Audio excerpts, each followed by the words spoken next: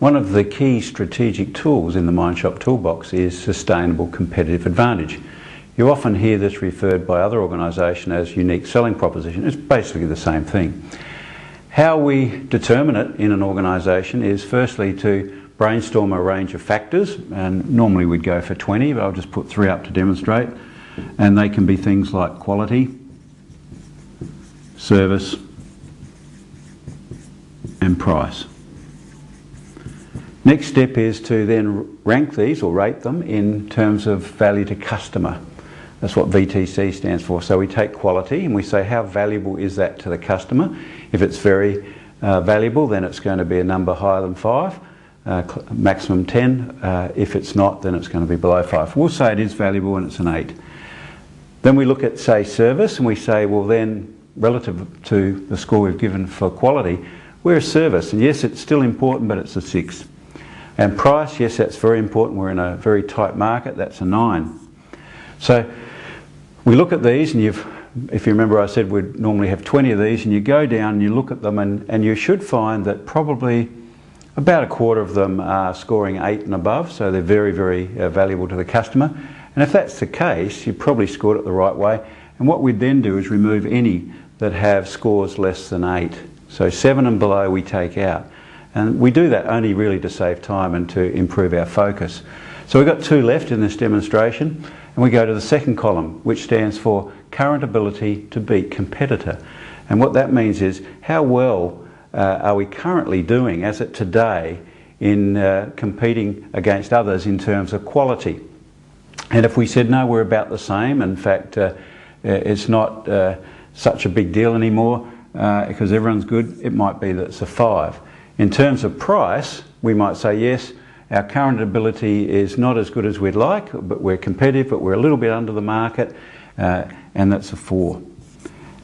Nothing gets removed this time because really these scores are a measure of the degree of difficulty of fixing the issue, and I sometimes prefer the lower scores because there's so much more room to move. Third column is what I call pervasiveness. Sometimes we refer to it as internal impact, but it's really about the pervasiveness of if we embrace quality as our sustainable competitive advantage, then if that made a significant internal impact or became very pervasive to our organisation, changed things, then we'd give it a high score. In this case, we'll say that quality is something we've driven for some years, it's a given in our industry, and so in terms of pervasiveness, I'll mark that as a 5. Whereas price, even though we're not doing as well, in terms of pervasiveness, if we drove that for the next 12 months to maybe 2 years, it would really change the way we do business because we slipped a little bit, we're not as competitive. It would really give us a big competitive edge, and I'll put that as an 8. So now we've scored our 3 demonstration factors. Remember, 1 got removed at the first step, and now we total the scores. But the trick in it is we don't total the current ability to beat competitor. That is really, as I said already, a degree of difficulty. We only total the first and the third columns. So 8 and 5 makes 13, and 9 and 8 makes 17. So our clear winner in this case is price.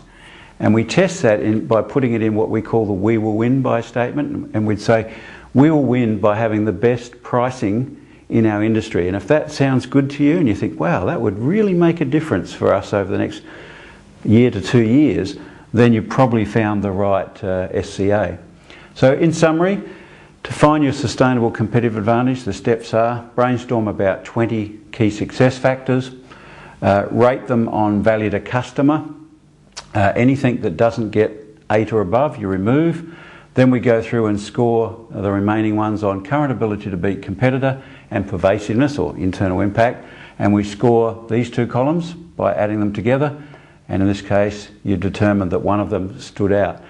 Keep in mind though that 1 or 2 points difference, in this case we've got 4, it is significant, but if you're just 1 or 2 points difference, it's not, and so you need to go back and look at the scoring and see if you can move the scores a bit.